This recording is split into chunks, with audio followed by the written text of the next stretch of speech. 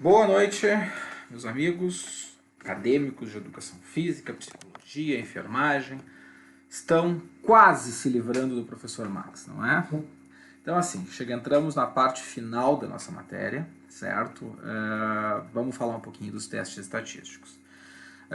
Quando eu falo de teste estatístico, o pessoal meio que se preocupa, né? Torce o nariz, fica com medo, lá vem ele com cálculo. Não é isso. Lembre-se que o objetivo da nossa disciplina é que você saiba interpretar os testes estatísticos que vocês vão se deparar nos estudos que vocês vão ler, certo?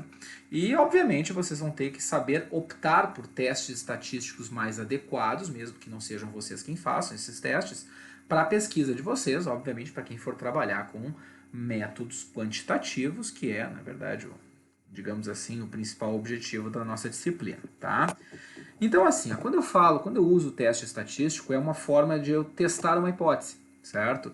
Quando eu digo que A é diferente de B, que os valores encontrados no grupo A são diferentes dos valores encontrados no grupo B, então a gente rejeita a hipótese nula, porque hipótese nula se refere à igualdade. De forma contrária, quando eu encontro na minha pesquisa valores no grupo A e quando eu comparo esses valores com os encontrados com os valores do grupo B, e eu identifico que os valores médios, se for o caso de utilização de média, do grupo A, matematicamente são iguais aos valores encontrados no grupo B, então eu aceito a minha hipótese nula, ou seja, eu digo que A é igual a B. A questão é, como a gente viu lá nas últimas aulas, tá?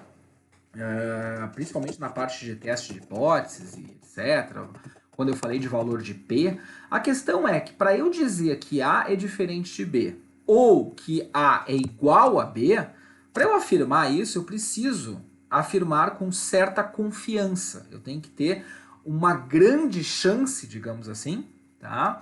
De quando eu digo que A é diferente de B, eu tenho que ter uma forma matemática que me dê uma grande confiabilidade na minha afirmação.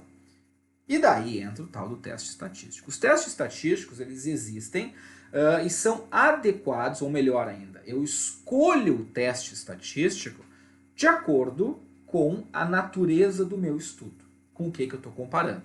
Se eu tenho um grupo A sendo comparado com o grupo B, é um tipo de teste.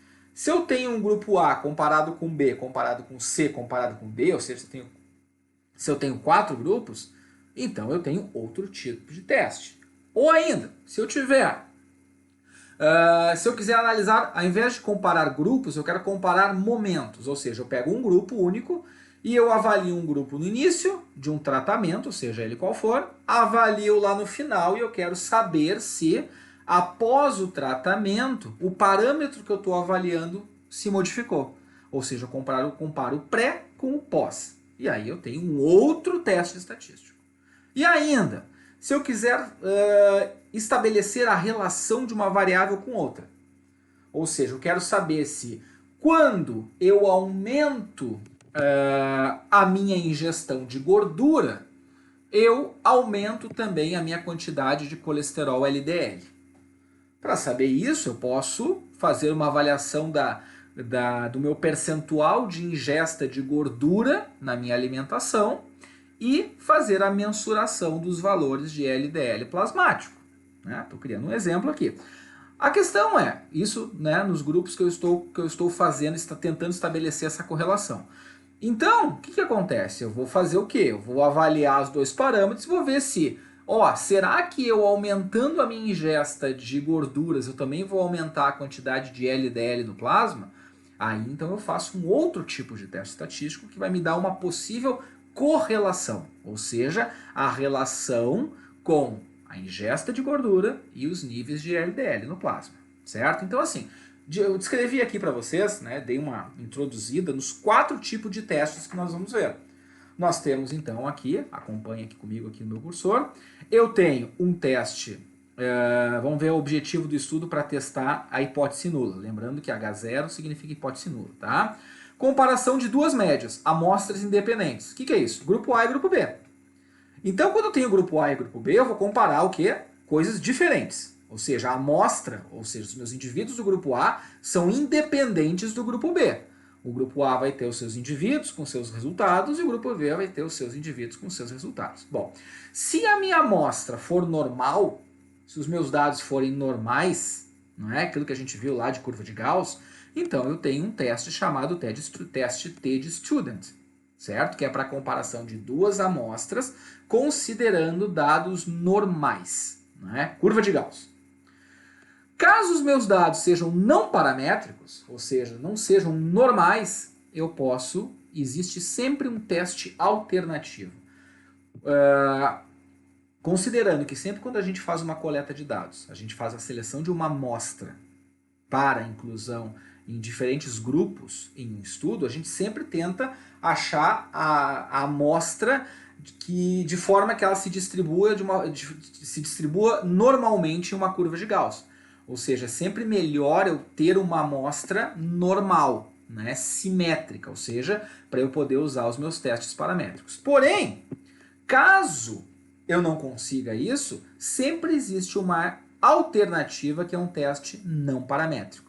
Ou seja, quando eu tenho um N muito pequeno, N é o número de pessoas. Se eu tiver um número pequeno de pessoas, né, a ponto disso tirar força do meu estudo, ao invés de usar um teste paramétrico que pressupõe um número ideal de pessoas avaliadas, eu vou usar um não paramétrico, certo? Ou então, se após a avaliação das pessoas do grupo A e do grupo B, eu vejo que o desvio padrão é muito grande, ou seja, a variação em função da média é muito grande.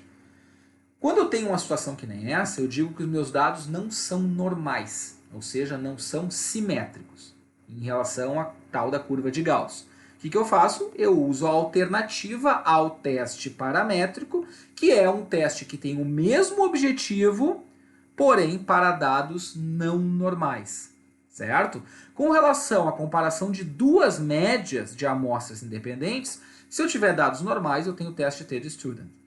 Para dados não paramétricos, também para comparação de duas médias, eu tenho o teste de Mann-Whitney, tá? Da mesma forma, agora, se eu quiser comparar duas médias de amostras relacionadas, o que quer dizer isso? É a história de eu testar dois momentos, ou seja, ao invés de eu ter dois grupos, eu posso ter apenas um grupo.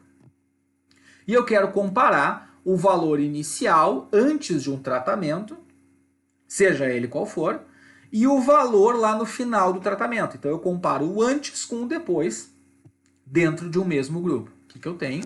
Aí eu tenho o meu teste paramétrico para comparação de amostras dependentes, o chamado teste T de Student pareado.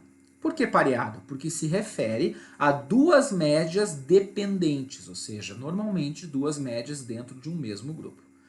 Se esses dados forem paramétricos para essa comparação, eu tenho o teste T de Student pareado. Se os meus dados forem não paramétricos, eu tenho o equivalente não paramétrico, que é o teste de Wilcoxon, certo? Terceira situação das que nós vamos ver hoje, comparação de 3 ou mais médias. Ou seja, eu tenho 3 grupos, grupo A, B e C. Ou mais, 4 grupos, tanto faz. De amostras independentes. Ou seja, eu tenho as amostras, eu tenho meu grupo A, meu grupo B e meu grupo C. Eu quero comparar as médias dos 3 grupos. Eu não faço um teste T para cada duas médias.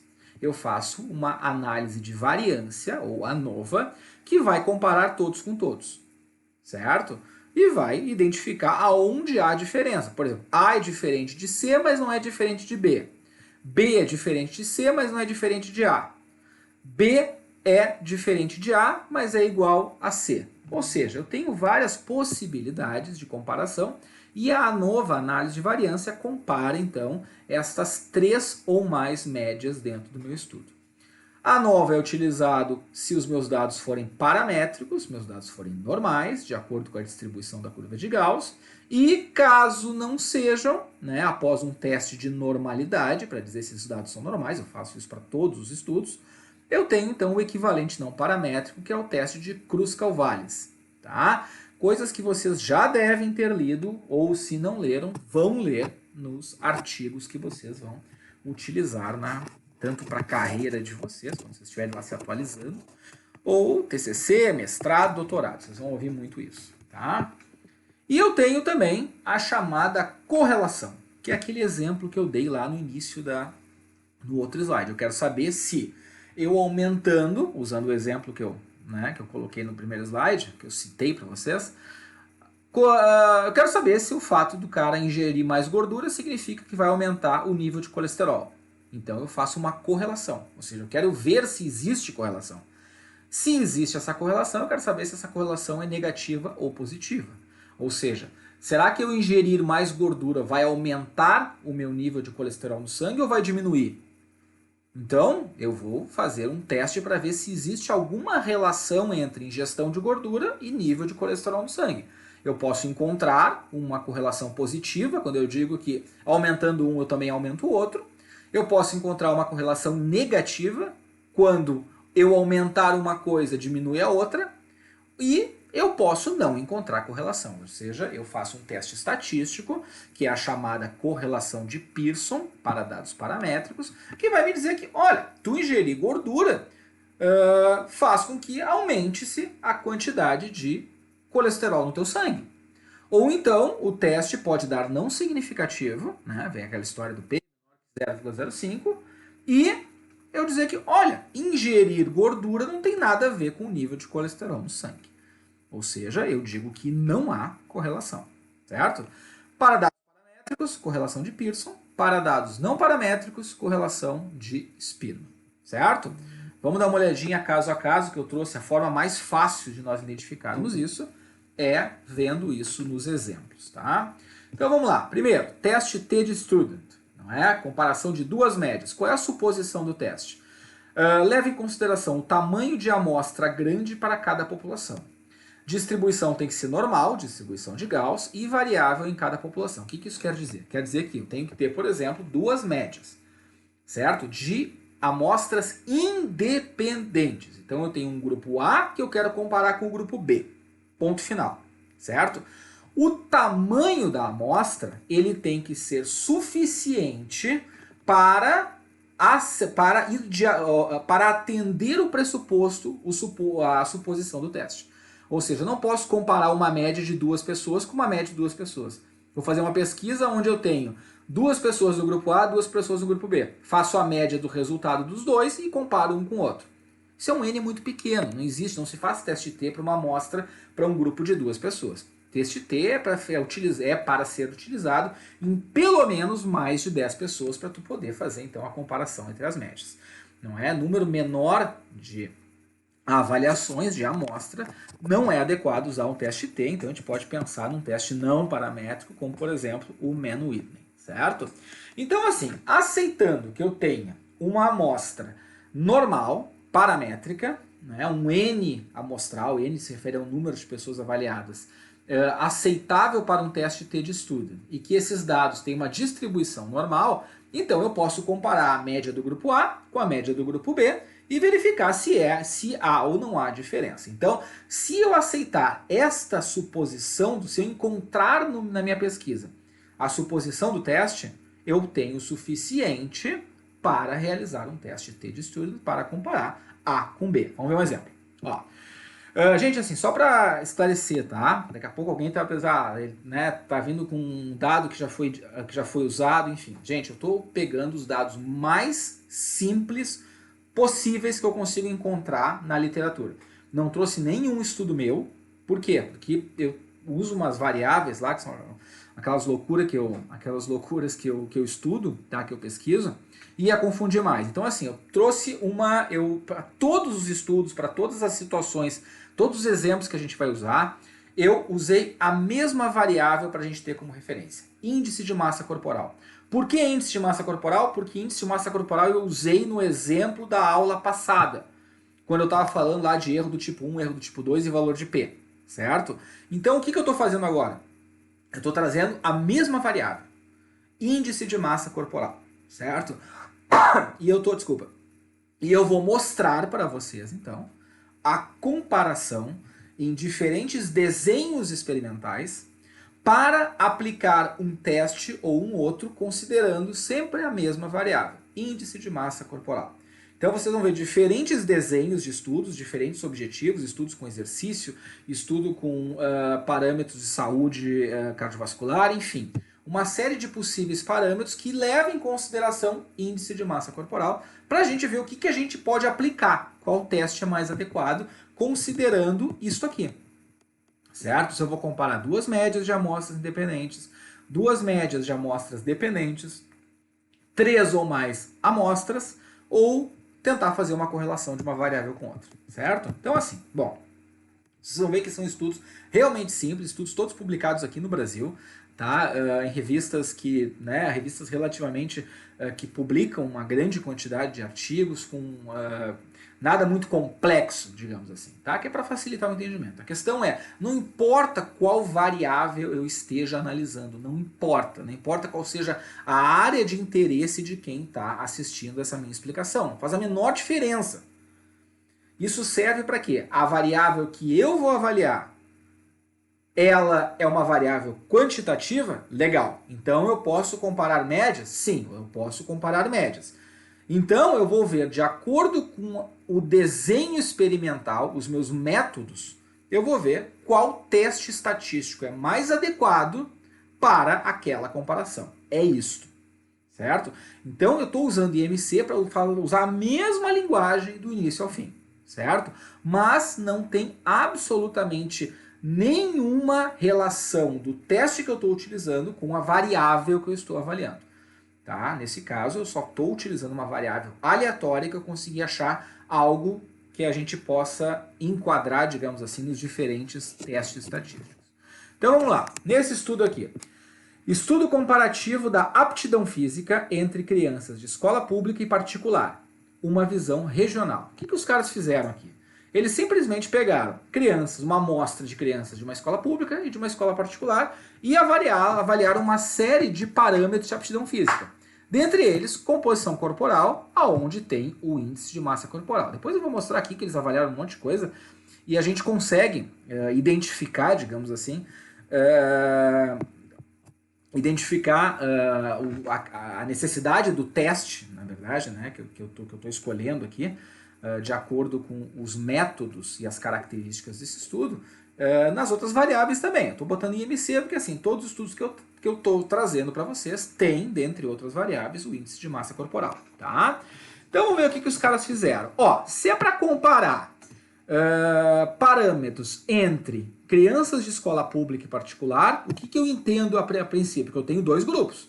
Um grupo que é composto por crianças que estudam em escola pública e um grupo de crianças que vem da escola particular. Então eu tenho, digamos assim, um grupo A e um grupo B. A princípio eu posso utilizar o teste T-de-Student. Não é? A comparação entre duas amostras independentes, eu tenho o teste T-de-Student. Tá? Então vamos lá, o que os caras fizeram? Participaram do estudo 51 alunos de ambos os sexos da escola municipal e 30 alunos da escola privada da cidade da Lapa, no Paraná. Totalizando 81 avaliados com idade de 7 a 10 anos, sendo esses matriculados do 2º ao 5º ano do ensino fundamental. Essa foi a minha amostra. Tá? 51 alunos de uma escola, 30 alunos de outra escola. 51 da escola municipal, 30 alunos da escola privada. Ok? Ok. Então eu sei que eu tenho de fato dois grupos, ou seja, se encaixa no meu critério para teste T-de-Student. Beleza? Beleza. Vamos lá. Vamos ver o que se de fato a minha avaliação inicial bate com a análise estatística que os caras determinaram para fazer essa comparação. Né? Então vamos lá, os dados foram analisados através de estatística descritiva e média de desvio padrão, ou seja, média de desvio padrão eu já estou assumindo que deve ter a normalidade, ou seja, devem ser dados simétricos. Então assim, na comparação entre os grupos A e B, foi empregado o teste T-de-Student. Ou seja, eles estão assumindo que os dados são normais e atendem às exigências para a realização do teste T. Então vamos ver. Teste T-de-Student para amostras independentes e aplicado o teste de homogeneidade Levene. O que é isso aqui? Tá? Isso aqui eu não passei para vocês. Teste de homogeneidade é justamente para ver se a minha amostra é normal. Se faz parte, ou melhor, se eu posso classificar dentro de uma curva de Gauss. Não é? Para dizer que, ó, se os dados são normais, então eu posso aplicar um teste paramétrico. Como eu quero comparar duas médias e eu posso aplicar um teste paramétrico, eu posso então usar o teste, não só posso, como devo usar o teste T de Student para amostras independentes. Tá? Sempre quando a gente lê o artigo, a gente vai lá na análise estatística para ver se a estatística está adequada a o que está sendo proposto, o que deve ser respondido pelo estudo. Certo? Então aqui. Daí tem mais teste aqui quadrado, papapá, não vem ao caso, com significância de 0,05, que é o famoso, que nós vimos na aula passada, o famoso 5%. Ou seja, para eu dizer que a amostra A é diferente de B e, consequentemente, rejeitar a minha hipótese nula, eu tenho que encontrar no meu teste estatístico um valor de P menor do que 0,05. Ou seja, isso aqui que a gente viu na aula passada, certo? Quem não lembra, dá uma olhadinha que essa parte é fundamental. Então, o teste estatístico que eu estou utilizando é para eu poder dizer que eu posso, então, a partir deste valor estipulado de significância, aceitar ou rejeitar a minha hipótese nula. Né? Lembrando lá que a gente viu que hipótese nula se refere à igualdade e hipótese alternativa se refere à diferença. Então, se eu encontrar aqui no grupo de crianças da escola particular, as variáveis de aptidão física são diferentes da escola pública, então o que eu vou fazer? Se é diferente, eu rejeito a hipótese nula e aceito a hipótese alternativa. Ah, são iguais os dados. Bom, se os dados são iguais, depois de fazer o meu teste T, eu identifico que o meu grupo, composto por crianças da escola pública, apresenta valores iguais às das crianças da escola particular, então eu rejeito a minha hipótese alternativa e aceito a minha hipótese nula. Tá? Né? Fazendo uma revisadinha aí para quem não entendeu ainda direito o que a gente viu na aula passada. Bom, vamos ver o que os caras fizeram, então, o que os caras compararam. Bom, escola, o que eu tenho aqui? Escola pública e escola particular. Escola particular, se eu não me engano, 31 crianças, escola pública 50. Ou, ao contrário, 51 crianças da escola municipal, 30 da escola privada. Certo? Então, vamos lá. Escola particular, eu tenho 30 crianças, escola pública, eu tenho 51 crianças. O que eu tenho aqui? Tudo que foi comparado. Idade, eu quero saber se essas crianças apresentam idades diferentes inicialmente. Então, os alunos da escola pública têm uma média de idade, ou seja, os 51 alunos, eu peguei os 51 alunos, somei a idade de todo mundo e dividi por 51. O que eu encontrei? Uma média de 8,6 anos. Na escola particular, também 8,6. Então, o que acontece? Faço o meu teste T de Student para comparar a minha média da escola pública com a particular. Comparando duas médias, comparo os dois, o que acontece? Eu vejo que o meu P é de 0,983. Para isso aqui ser diferente, eu tinha que ter encontrado um valor de P menor que 0,05. Se eu encontrei 0,98, eu estou dizendo que isso aqui é igual. Que não há nenhuma diferença entre a idade dos alunos da escola pública e a idade dos alunos da escola particular. Isso é pressuposto para eu iniciar qualquer estudo, não é? Por quê? Porque eu quero saber que, olha, como é que eu vou comparar crianças de diferentes faixas etárias? Ou seja, se um grupo eu tenho uma média de idade de 7 anos, outro grupo eu tenho uma média de idade de 10 anos, eu não posso comparar. Por quê? Porque o grupo que a idade é 10 anos é um grupo de crianças que já está num outro estágio maturacional. Não posso fazer essa comparação. Neste caso, atende o meu pressuposto. Se são iguais, eu posso comparar um com o outro. E daí tem uma série de parâmetros. Massa corporal, não tem diferença, apesar de ter aparentemente ser um pouco maior a massa corporal das crianças da escola particular, estatisticamente não é diferente. Por quê? Porque para ser diferente tem que ser menor do que 0,05. Então, é igual. Estatura, 1,37, 1,36. Não é diferente. Índice de massa corporal, que é o parâmetro que a gente vai ter em todos os estudos. 17 na escola pública, 18,39 na particular. É quase diferente. Por que quase diferente? Porque para ser diferente tem que ser menor do que 0,05. Se eu encontrei 0,07, isso não é menor do que 0,05. Então, do ponto de vista estatístico, fazendo um teste T, comparando a escola pública com a escola particular com relação ao IMC, eu não posso dizer que a escola pública é diferente da escola particular. Ou seja, se o objetivo principal do meu estudo fosse IMC, eu responderia a minha pergunta de pesquisa dizendo que para essas crianças, nesta faixa etária, comparando escola pública com escola particular, não há diferença no índice de massa corporal. Está aqui o meu valor de P, que é maior do que 0,05. Para ser diferente, deveria ser menor do que 0,05. Relembrando, tá, gente? Esse valor aqui de P é encontrado pelo meu teste T. Quando eu faço o teste T de estudo, vai me dar um valor de P. Se o P encontrado for menor do que 0,05, então eu estou dizendo que isso aqui é diferente disso aqui. Como o P foi maior do que 0,05, não há diferença nenhuma entre o IMC dos alunos da escola pública com relação aos alunos da escola particular nesta faixa etária que eu estou analisando para esse estudo. Tá? Outros parâmetros, vamos lá.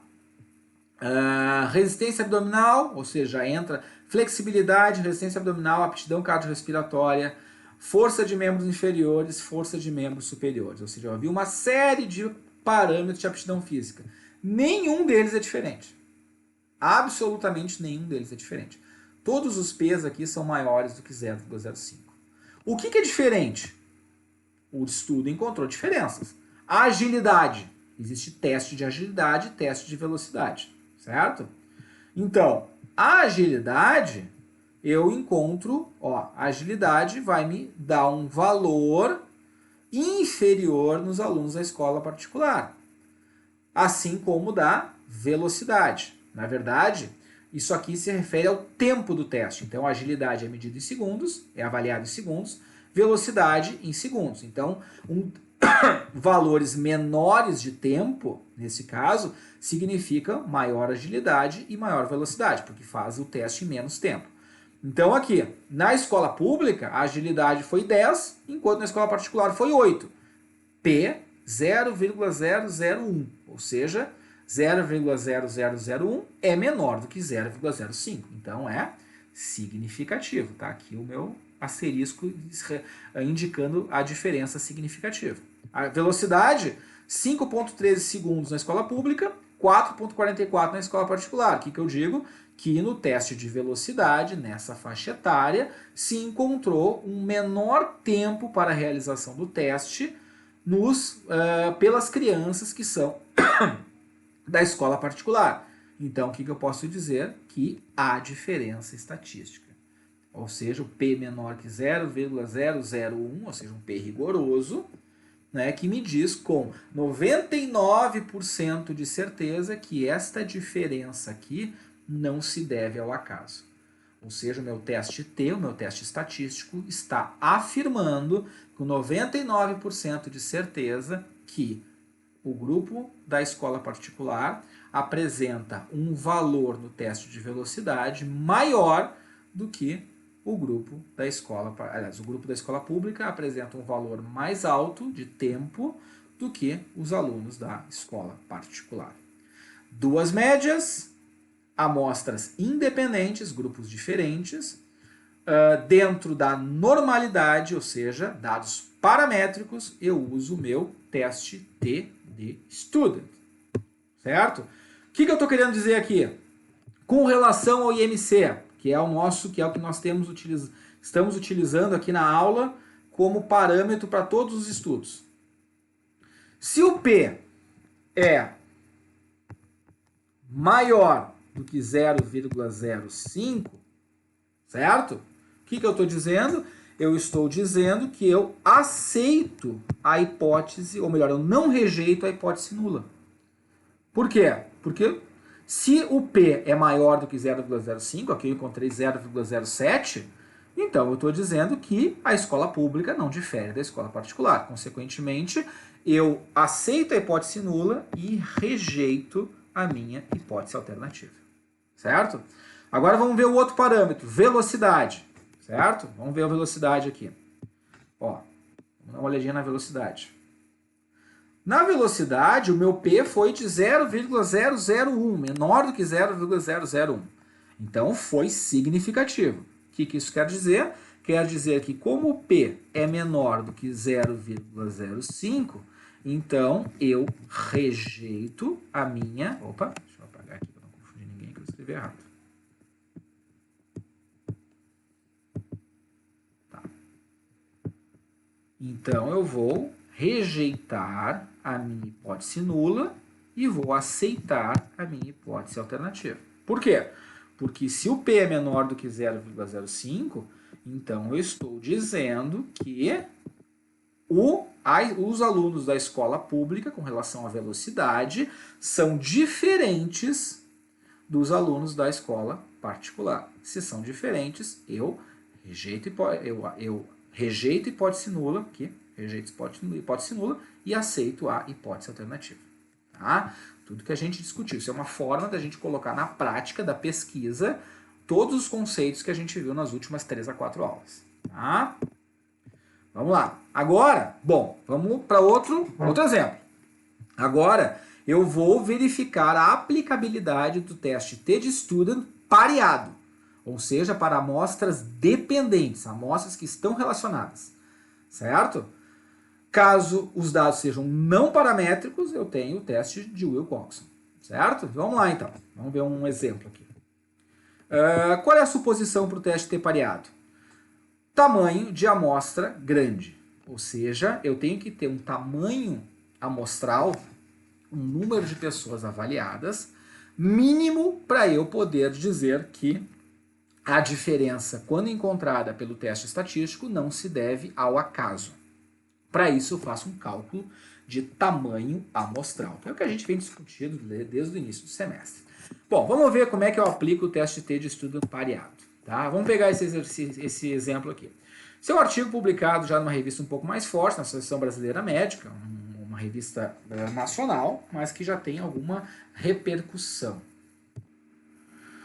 Bom, vamos ver o que esses caras fizeram. O título do artigo: efeito do exercício físico na orientação nutricional no perfil de risco cardiovascular de crianças obesas. Então vai ver efeito, provavelmente, de uma sessão, de um programa de treinamento ou prática regular de exercício físico, a questão da orientação nutricional, tá, no perfil de risco cardiovascular de crianças obesas. Então isso aqui me permite o quê? Me permite fazer uma comparação pré e pós, ou seja, um grupo de crianças que teve a intervenção, exercício e orientação nutricional, ou só exercício, ou só orientação nutricional, e eu verificar, após o período de intervenção, seja ela qual for, se há diferença no perfil de risco cardiovascular. Quais são os parâmetros que eu posso utilizar aqui? Perfil lipídico, nível de glicose no sangue, pressão arterial, índice de massa corporal, nosso IMC, que a gente tem usado em todos os estudos. Né? Posso pegar o que eu quiser. Não é? Eu quero comparar com o antes da intervenção com o pós-intervenção. Também me permite comparar grupos diferentes. Né? Eu posso comparar o grupo que fez exercício com o grupo que teve orientação nutricional. Se for esse o caso, não sei, não vi ainda. Tá? Daí sim, se for comparar um grupo com o outro, então eu tenho o teste T. Eu tenho o teste T para amostras independentes, né? Que é o que a gente viu no exemplo anterior. Se eu for comparar o pré com o pós-intervenção, então eu tenho o meu teste T pareado, que é para amostras dependentes. Vamos ver. Então, assim, primeiro aqui, vamos olhar aqui em cima primeiro, tá? Aqui onde eu estou com o cursor. Vamos ver aqui, não confundir ninguém. Aqui, vamos lá. Foi feito um ensaio clínico randomizado controlado. A população inicial do estudo envolveu crianças com idade entre 8 e 11 anos e com índice de massa corporal acima de 95, do percentil 95, tá? Pelos critérios da National Center for Health and Statistics. O que quer dizer isso? Quer dizer que de acordo com este órgão normatizador, etc, etc, pegaram crianças com IMC acima do percentil 95, ou seja, crianças já obesas, tá? Desse modo, cada grupo, daí isso aqui eu cortei um pedaço dos métodos, porque eu só vou pegar o que nos interessa. Desse modo, cada grupo foi composto inicialmente por 22 crianças, 11 meninas e 11 meninos em cada grupo, totalizando 44 crianças, ou seja, 2 grupos, certo? Pareadas por sexo e idade. Então eu sei que eu tenho o grupo A e o grupo B. Ah, Max, mas tu disse que agora a gente vai ver sobre o teste T pareado. Sim, eu tenho 2 grupos, mas eu posso fazer a comparação. Em cada grupo eu posso fazer a comparação do pré com o pós. Daí se aplica o teste T pareado. Se eu for comparar um grupo com outro, bom, daí eu tenho o teste T para amostra independente. Vamos ver o que os caras fizeram. Ó, essa aqui eu peguei da seção de teste estatístico lá do estudo. Vamos ver. Na análise dos dados, inicialmente foram realizados procedimentos de estatística descritiva, blá, blá, blá, blá, blá, com cálculo de média de desvio padrão, ou seja, provavelmente eu tenho uma com distribuição paramétrica, então assume-se a curva de Gauss. Se a distribuição é paramétrica, eu posso usar o teste T e eu não preciso utilizar a alternativa não paramétrica, tá? Daí, vamos ver o que eles fizeram de testes, então. Foram utilizados o teste T pareado, que é o que nós estamos buscando ver o exemplo agora, e o teste T não pareado, que é o que a gente viu no estudo anterior, para dados com distribuição normal, ou seja, todos os meus dados que foram caracterizados como paramétricos, eu uso o teste T, pareado ou não pareado. Se parte dos meus dados, de todas as variáveis que eu estou analisando, eu não encontrar essa distribuição normal, então esses dados que não têm distribuição normal, eu vou usar a alternativa para testes não pareados, ou seja, o teste de Mann-Whitney e o teste de Wilcoxon, que são as variáveis não paramétricas para o teste T pareado e o teste T independente, respectivamente, certo? Então, ó, todas as análises estatísticas foram realizadas com o programa SPSS, tá? Que é o software estatístico que faz esses meus cálculos. Tá? Lembrando que nós não precisamos fazer esses cálculos à mão, não se preocupem. Não vou fazer pesquisa porque eu tenho que fazer teste T. Não, tem um equipamento que faz isso para ti. Só tem que saber interpretar. E é essa discussão que a gente está tendo aqui nessa disciplina.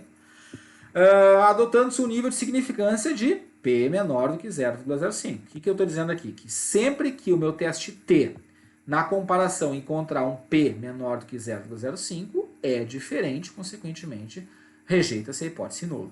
Tá? Ou no caso do Mann-Whitney e do Wilcoxon, que também vão gerar um P para testar as médias, para comparar as médias. Vamos ver o que os caras fizeram. Vamos lá. O que a gente tem aqui? O IMC. Não é o IMC que a gente tem visto lá, que é o nosso parâmetro que a gente vai usar em todos os estudos. O que a gente tem aqui nesse estudo? Ó, características antropométricas e metabólicas dos grupos pré e pós-intervenção. Ou seja, a comparação do grupo dentro dele mesmo. A gente chama de comparação intragrupo. O que isso quer dizer? Quer dizer que eu vou pegar o valor encontrado antes da intervenção e comparar com o valor encontrado depois da intervenção. Se é pré com pós do mesmo grupo, então eu utilizo o teste T para amostras dependentes, ou teste T pareado, certo? Pareado porque é uma amostra relacionada. Então, vamos ver. Vamos olhar primeiro esse lado aqui, certo? Grupo intervenção com relação a IMC. O que a gente encontra? O IMC antes da intervenção, que era dieta e exercício, tinha um índice de massa corporal de 26,6. Após a intervenção, dieta e exercício, o que se encontrou? Uma redução do IMC, não é? Criança com sobrepeso, acima de 25 é sobrepeso, para 25,5. O que o teste T pareado vai fazer? O teste T pareado vai comparar este IMC aqui, né, de todas as crianças avaliadas, ó, 16 num grupo, 16 no outro, né, os que terminaram. Começou com 22, uns se perdem pelo caminho, terminou com 16. Ok. Vai comparar a média destes 16 antes da intervenção e a média desses 16 após a intervenção. Comparando a média inicial, que é a pré, com a média final, que é após, o teste T encontrou um P de 0,001. Ora, se ele tem que encontrar um P menor do que 0,05 para dizer que isto aqui é diferente disso aqui, então, missão cumprida. Ou seja, do ponto de vista estatístico, eu posso afirmar que a média encontrada antes da intervenção é maior do que a média encontrada pós-intervenção. Ou seja, a intervenção, dieta e orientação nutricional, exercício físico e orientação nutricional é eficiente para a redução do índice de massa corporal. É isso que a gente tem que responder de forma pontual. A pergunta de pesquisa é: dieta e exercício físico sobre o índice de massa corporal. Reduz ou não reduz? Bom, o que esse teste aqui, nessa população, está me dizendo é que sim. A intervenção diminuiu significativamente, ou seja, P menor que 0,05, diminuiu significativamente o índice de massa corporal. Vamos ver no grupo controle? O grupo controle é o que não teve nenhuma intervenção. Ele só foi comparado no mesmo período. Ou seja, se essa intervenção aqui durou 2 meses de dieta e exercício, aqui eu avalio um grupo que não teve dieta e exercício em um período também de 2 meses. Né? Para eu dizer o quê? Que essa redução aqui não se deve ao tempo, mas sim à intervenção que foi realizada. Então vamos ver no grupo controle. O grupo controle não tem dieta e exercício, mas eu avalio em 2 meses também. A avaliação inicial, 28,4, final, 28,7, ou seja, não tem diferença.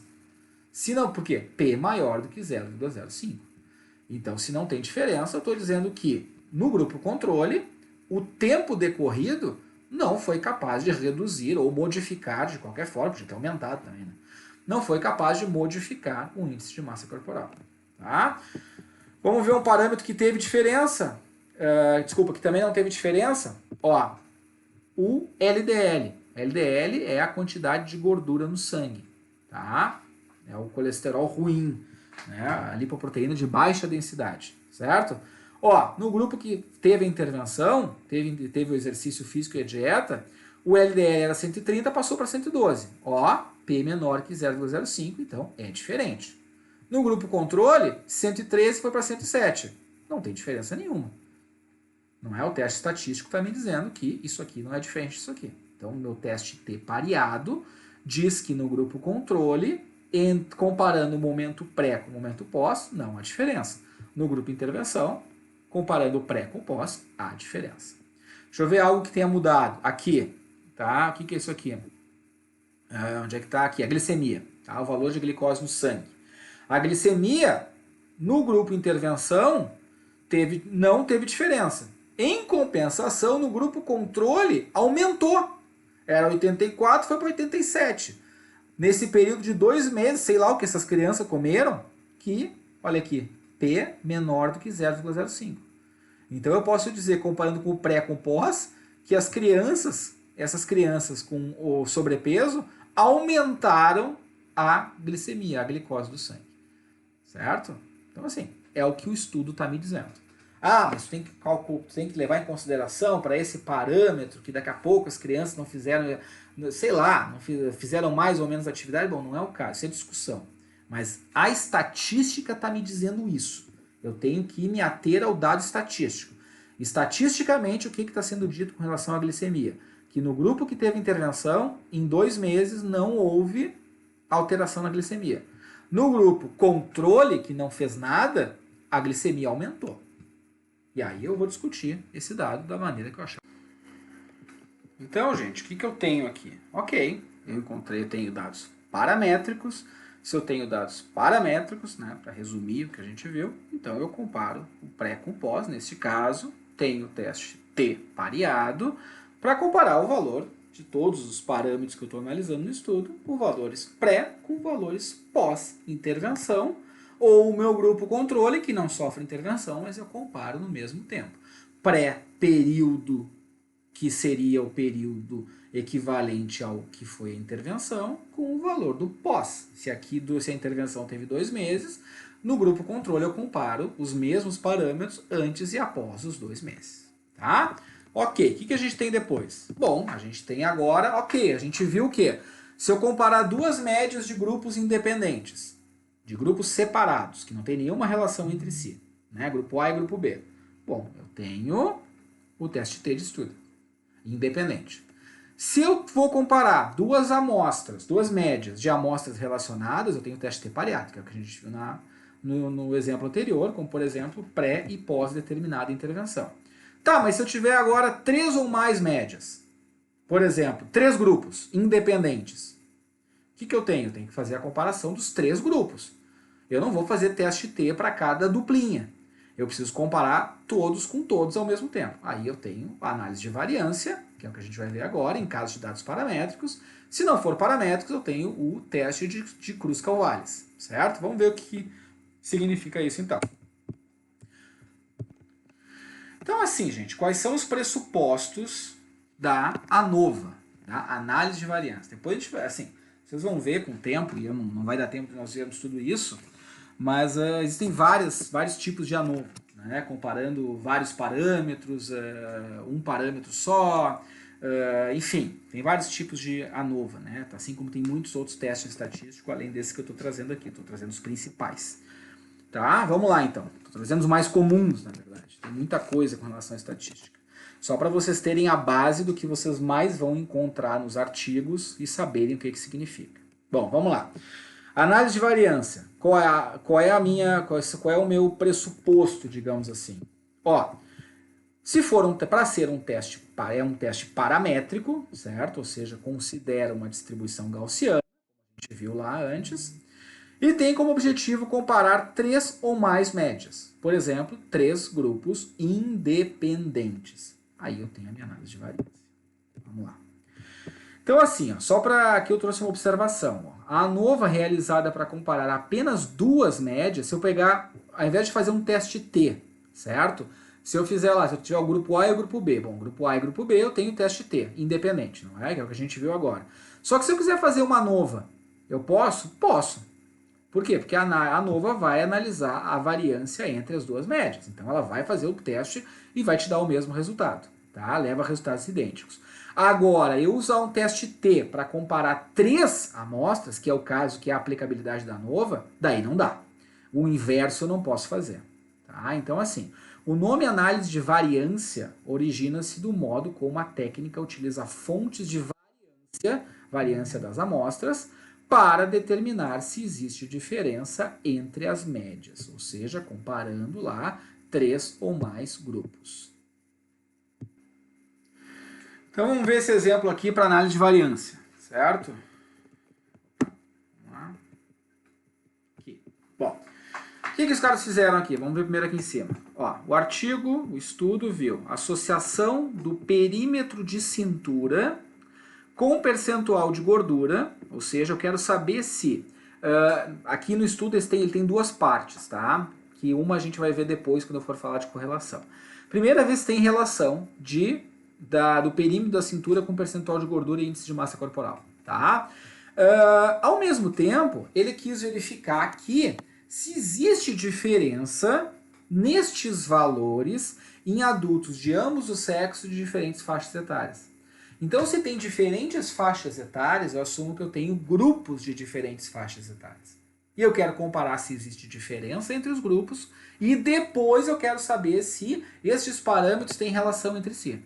Vamos ver primeiro a questão da diferença. Se eu tenho mais de um grupo, ok, então eu preciso fazer a comparação das médias de todos os grupos. Aí entra a análise de variância, tá? Então, vamos ver a questão da estatística. O estudo é considerado como sendo descritivo transversal.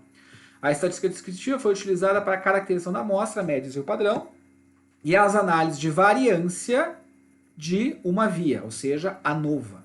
ANOVA simples é a ANOVA de uma via. Tá? Lembra que eu disse que tem vários tipos de ANOVA. Essa é a mais comum, digamos assim, para comparar parâmetros simples, apenas uma variância, ou seja, intervenção, seja ela qual for.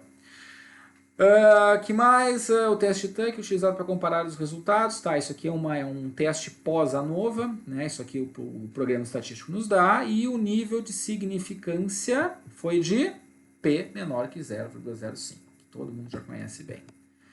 Vamos ver o que os caras fizeram. População. A amostra foi casual, ou seja, foi constituída aleatoriamente de 852 indivíduos com idades que variavam de 20 a 60 anos. Bom, se quer ver percentual de gordura, perímetro de cintura e IMC em várias faixas, em diferentes faixas etárias, ok. Tem 850 pessoas que ficam ali entre 20 e 60 anos. O que esse cara deve ter feito? Deve ter feito diferentes dentro dessa faixa de 20 a 60 anos, fez subgrupos dentro de diferentes faixas etárias, certo? Sendo que desses 852, 340 são homens e 512 são mulheres. Né? Todos, veranistas do litoral paranaense, classificados por faixa etária, conforme a tabela 1. Vamos ver o que nos diz a tabela 1. Está aqui, ó. Eu tenho, então, 4 grupos, certo? Primeiro grupo, os mais jovens, de 20 a 29,9 anos, 156 pessoas, idade média desse grupo, dessa faixa, 24 anos, certo? Do sexo feminino, 24 anos, sexo masculino, também 24 anos. Grupo 2, faixa etária 30 a 40, 119 mulheres, média de idade 34,3, 89 homens, 34,6. Tá? Tudo igual, não tem diferença aqui. Né? Grupo 3, faixa etária 40 a 50, 134 mulheres, com idade média de 44,5, mais ou menos, e 84 homens com idade média de 44,4, mais ou menos. Também não tem diferença. E o último grupo, o grupo 4, com idade de 50 até 59,9 anos, né, quase terceira idade. 103 mulheres com média de idade de 54 e 56 homens com média de 53. Então, assim, para eu comparar qualquer parâmetro, sendo que os parâmetros que eu tenho nesse estudo são índice de massa corporal, percentual de gordura e circunferência de cintura, eu tenho o quê? Que comparar os 4 grupos. Se eu quero comparar 4 grupos, eu tenho que analisar a variância das médias encontradas, dos valores, dos parâmetros que eu estou analisando, entre os quatro grupos para saber se tem diferença. Ou seja, eu tenho que comparar as médias de todos contra todos. Né? Vamos ver aqui. Vamos olhar primeiro aqui em cima. Ó, tabela 2. Média de desvio padrão para as variáveis de perímetro da cintura, índice de massa corporal e percentual de gordura nos indivíduos do sexo feminino. Ou seja, os grupos de mulheres, grupo 1, 2, 3 e 4. 20 a 30, 30 a 40, 40 a 50, 50 a 60 anos. Tá? Estatura, 1,62 no grupo 1, 1,60 no grupo 2, 1,58 no grupo 3, 1,57 no grupo 4. Como é que eu sei se tem diferença? Eu olho a legenda. Tá? A. Diferença significativa para o grupo 1. O que quer dizer isso? Que sempre que eu aparecer a letra A nas minhas médias, significa que a letra A me mostra que este valor é diferente do grupo 1. Então, para a estatura, eu vi que o grupo 2, que tem faixa etária de 30 a 40 anos, tem uma estatura, é diferente de 1, então tem uma estatura menor. Ou seja, a minha ANOVA mostrou um P menor do que 0,05 nessa comparação desse grupo com esse. Só que a ANOVA compara todos contra todos. Então vamos ver o que mais tem diferença com relação à estatura. Grupo 1, 1,62. Ó, sempre que tiver a letrinha B, significa que é diferença estatística para o grupo 2.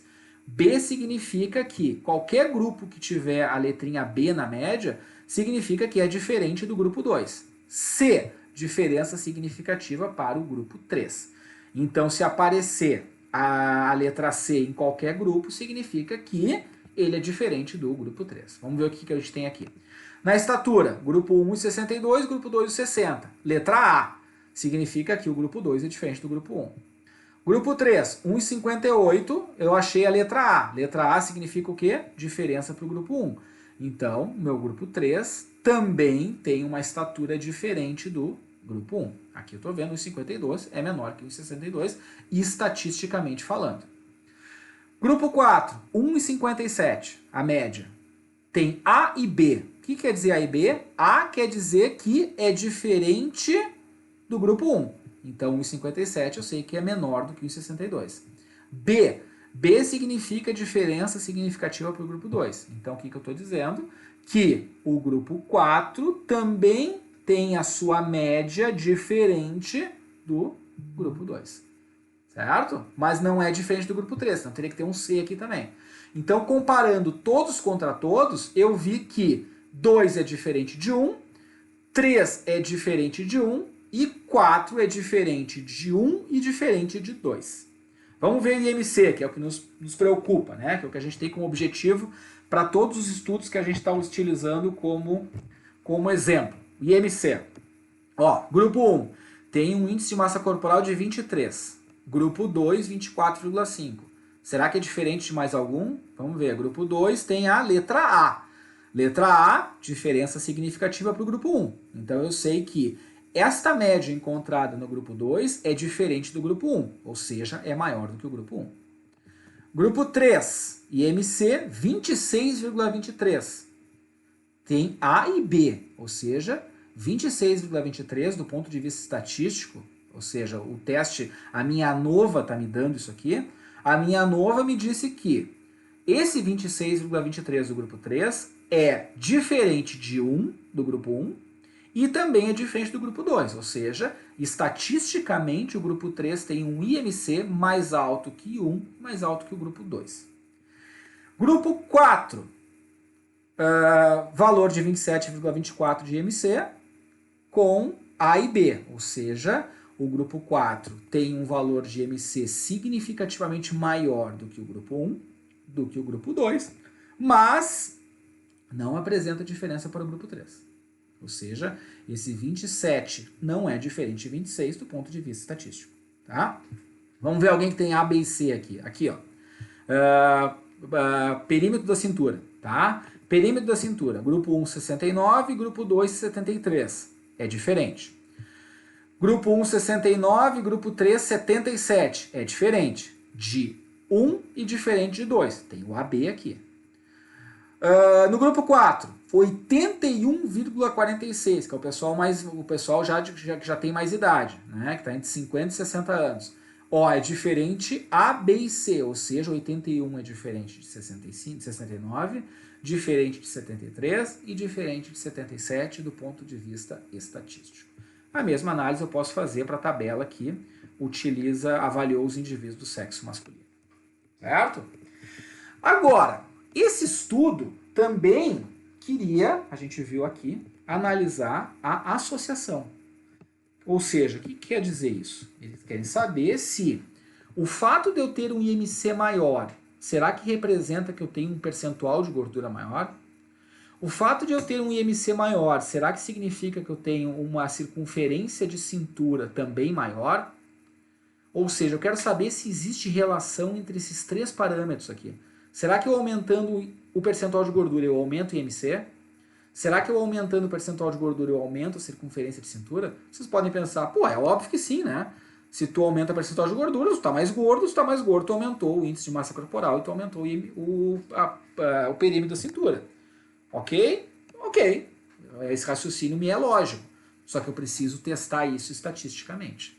E aí, o que eu faço? Eu estabeleço uma correlação para saber se existe, de fato, associação entre estes parâmetros, que é a primeira parte desse estudo. Tá? Então, para isso, a gente vai fazer uma análise de correlação linear. A correlação vai me dizer se um parâmetro tem associação com o outro. Tá?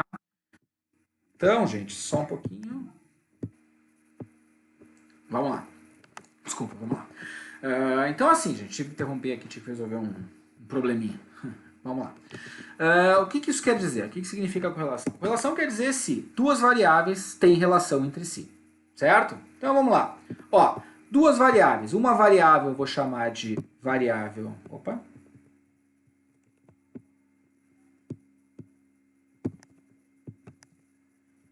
Aí. Vamos lá.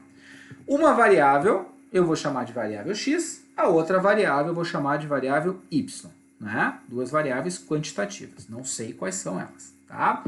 Então, a gente considera que uma amostra aleatória de tamanho n, ou seja, o número de pessoas que eu estou avaliando, digamos que sejam pessoas, né? Onde os valores de x de x e y foram observados. O que são valores de x e y? Por exemplo, valores de, sei lá, de escala de qualidade de vida com valor salarial, não é? Por exemplo, eu quero saber se pessoas que ganham mais têm também apontam, digamos assim, maiores valores lá nos meus instrumentos para avaliação de qualidade de vida. Então, ou seja, são duas variáveis quantitativas, não é isso? Que permitem estabelecer uma correlação. Por exemplo, eu acredito que quem ganha mais tem melhor qualidade de vida. Então, neste caso, se quem ganha mais tem melhor qualidade de vida, conforme eu aumento x, que por exemplo x pode ser salário, eu vou aumentar y, que é qualidade de vida. Então eu digo que há correlação entre x e y. Tá? Então a gente pode visualizar isso num gráfico através de um gráfico de dispersão, que é isso aqui. Ou seja, aqui eu tenho no eixo, aqui no meu eixo x, eu vou ter, por exemplo, salário, no meu eixo y eu vou ter qualidade de vida. Então eu quero saber se conforme eu aumentando a qualidade de vida, ou melhor, conforme eu aumento o salário, se eu também vou aumentar a minha qualidade de vida.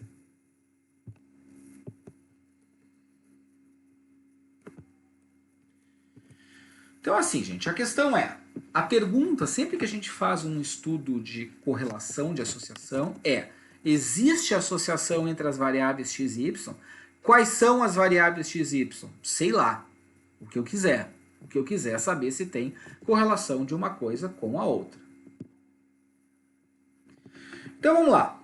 Vamos pegar o mesmo estudo que a gente viu antes. Como eu disse, nesse estudo se verificou a associação do perímetro da cintura com o percentual de gordura e com o índice de massa corporal.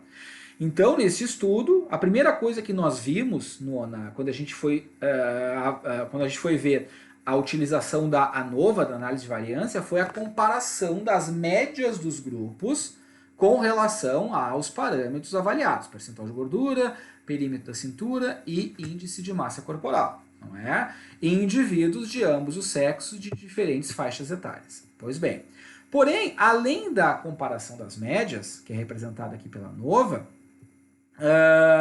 também se determinou a relação do perímetro da cintura com percentual de gordura e com o índice de massa corporal através da correlação de Pearson. Nível de significância, P menor do que 0,05. População, aqueles indivíduos que nós vimos, de diferentes faixas etárias, classificados através desse grupo. Grupo 1, 20 a 30, grupo 2, 30 a 39, grupo 3, 40 a 50, grupo 4, 50 a 60. Mulheres e homens.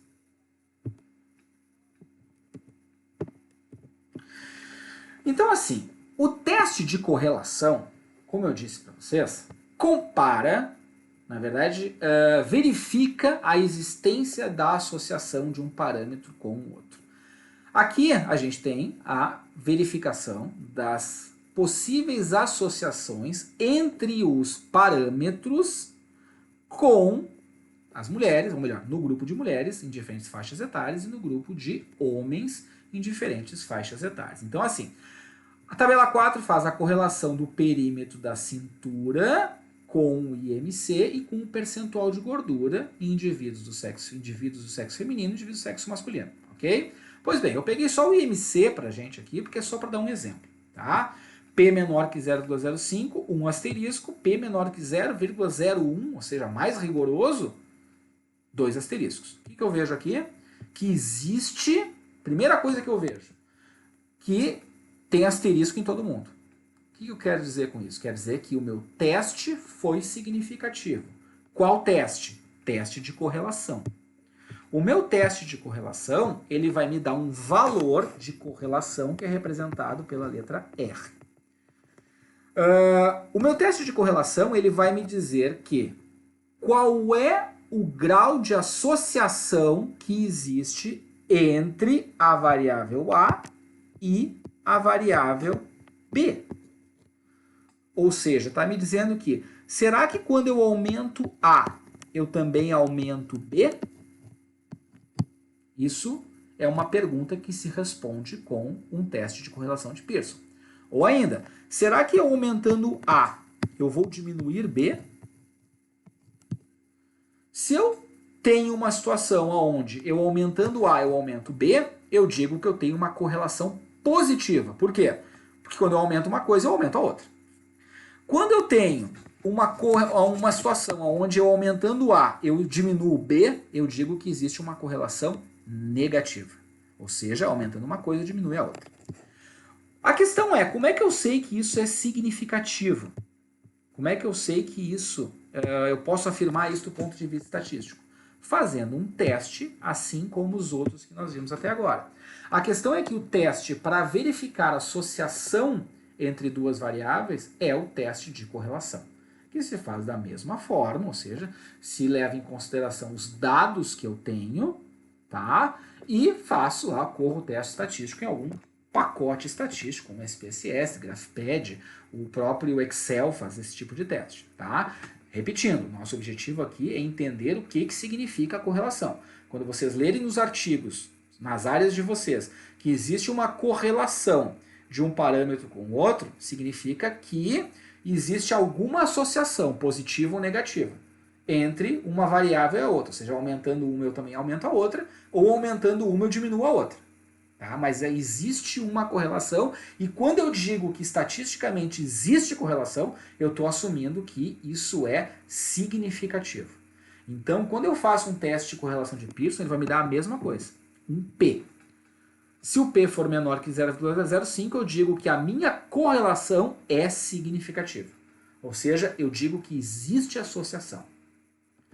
Quando a gente tem uma associação negativa quer dizer o quê? Aumentar A implica em reduzir B. Então, essa associação é negativa. Certo? Ou seja, se eu aumentar, por exemplo, se eu aumentar o meu salário, digamos que A seja salário, eu automaticamente diminuo a qualidade de vida. Então eu estou dizendo que quanto mais dinheiro eu tenho, menor a minha qualidade de vida. Claro que assim meu exemplo é totalmente sem noção e estapafúrdio. O que eu estou querendo dizer? Eu só estou querendo dizer que existe uma associação negativa, uma correlação negativa entre o nível salarial e a qualidade de vida. Não é? Posso usar outro exemplo. Nível de glicose no sangue e peso corporal. Eu posso dizer que quanto maior for o meu nível de glicose no sangue, menor é o meu peso corporal. Também é uma associação que não faz o menor sentido. Vamos ver algo que faça sentido então. Nível de glicose no sangue é o meu A e nível de atividade física é o meu B. Eu estou dizendo que se há uma correlação inversa entre nível de atividade física e glicose no sangue, eu posso dizer que quanto menor é o meu nível de atividade física, quanto menos eu me movimentar, maior vai ser a minha glicose. Então eu digo que há uma correlação negativa. Quando a correlação é negativa, o valor de R vai ser representado com um sinal de menos. Por exemplo, correlação de negativa de 0,8.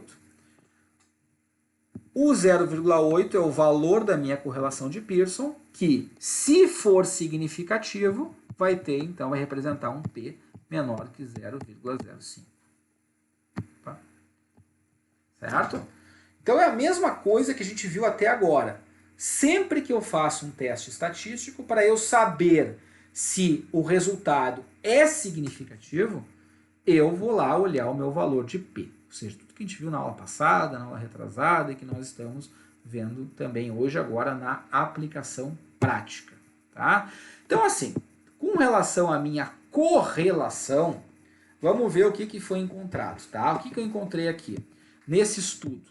Nesse estudo eu encontrei que o IMC tem uma correlação positiva com o percentual de gordura.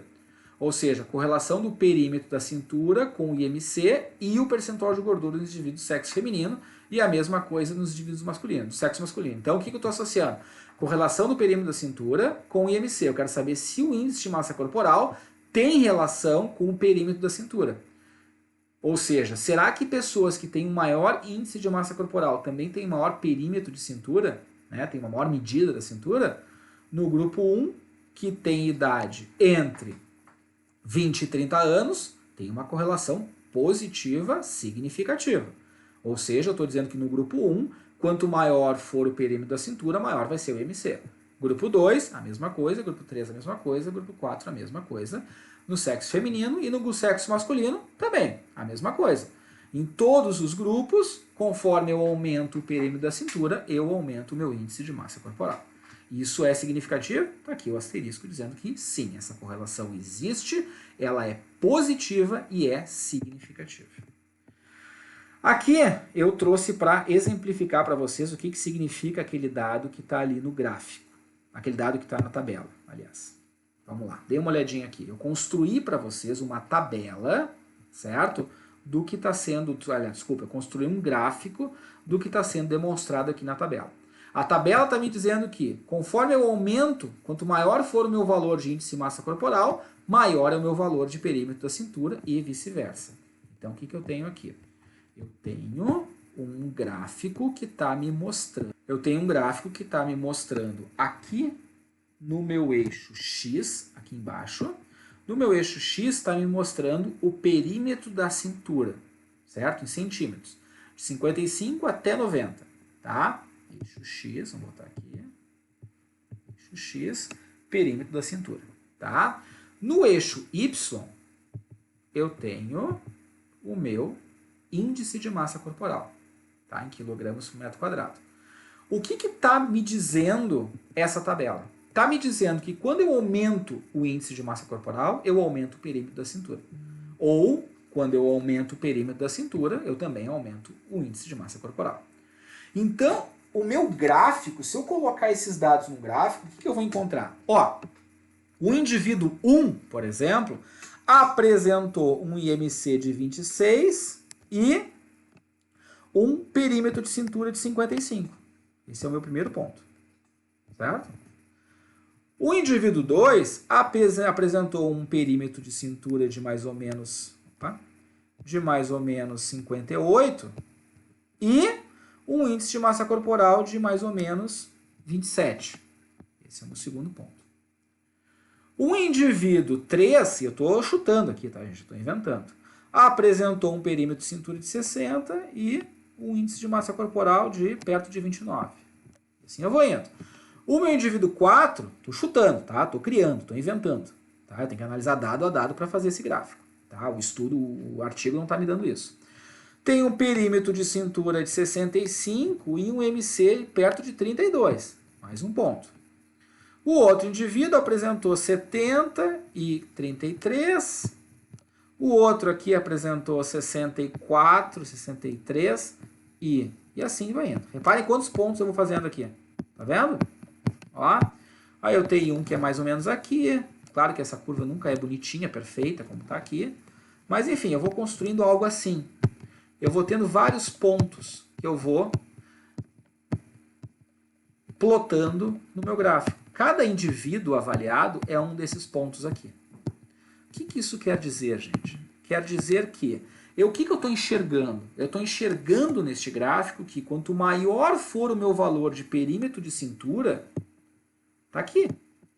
Ó, quanto maior for o meu período de perímetro de cintura, automaticamente maior vai ser o meu valor de índice de massa corporal. Se eu tentar traçar uma reta nisso aqui, uma curva de tendência, eu vou ter uma curva mais ou menos assim. Eu vou ter uma curva mais ou menos assim. Certo? Ó, estou ligando todos os pontos. Olha aqui. Ó. A minha curva ela é o quê? Ascendente. Ela é positiva. Ou seja, a minha tendência é esta aqui. Quando uma coisa sobe, a outra também sobe. Indivíduos que têm um valor alto de... Aqui no meu eixo X, indivíduos que têm um valor alto de perímetro de cintura são os indivíduos que também têm um valor alto de IMC. Então eu posso afirmar se o meu teste estatístico encontrar significância, que o fato de eu ter maiores valores de perímetro de cintura implicam em ter maior valor de índice de massa corporal e vice-versa. Não é? E daí eu vou ter um resultado, eu vou ter um valor, como vocês encontram aqui. Daí eu vou fazer, ok, eu vejo o meu gráfico, me sugere que sim, há uma correlação entre índice de massa corporal e perímetro de cintura. Faço o teste estatístico. O que o teste estatístico me deu? Ó, aqui nos homens, né, do grupo 4, pessoal ali de 50 a 60 anos, eu achei uma correlação positiva de 0,91, certo? Ou seja, uma correlação muito forte, significativa, entre índice de massa corporal e perímetro de cintura. Então tá aqui. A minha correlação vai ser de 0,91. Ou seja, existe uma correlação muito forte. Uma correlação perfeita seria uma correlação de 1. O que isso quer dizer? Quer dizer que a curva não vai ter esses pontos alternados aqui, um pouco mais embaixo, um pouco mais em cima, e vai subindo como uma tendência. Não, uma curva de 1 é onde ela é reta.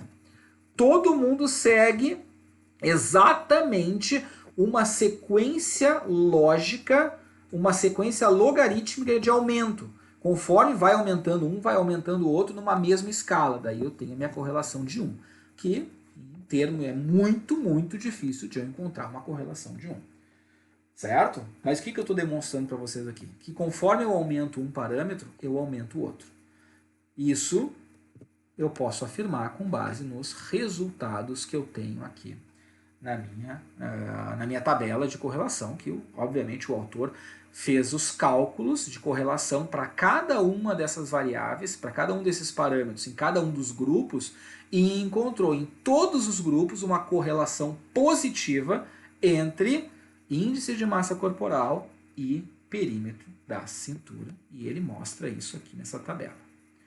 Certo, gente? E com isso, nós encerramos a nossa matéria do semestre. Aula que vem nós vamos fazer uma revisão, certo? Será aula de revisão. E o TDE de hoje é vocês trazerem dúvidas dessas últimas matérias, certo? Para que em cima dessas dúvidas eu vou orientar, eu vou dar então digamos assim, o direcionamento para a nossa revisão da semana que vem. Certo, gente? Um grande abraço a todos. Qualquer coisa, qualquer dúvida, podem me contatar que eu respondo aqui para vocês, tá? Um abração e até semana que vem.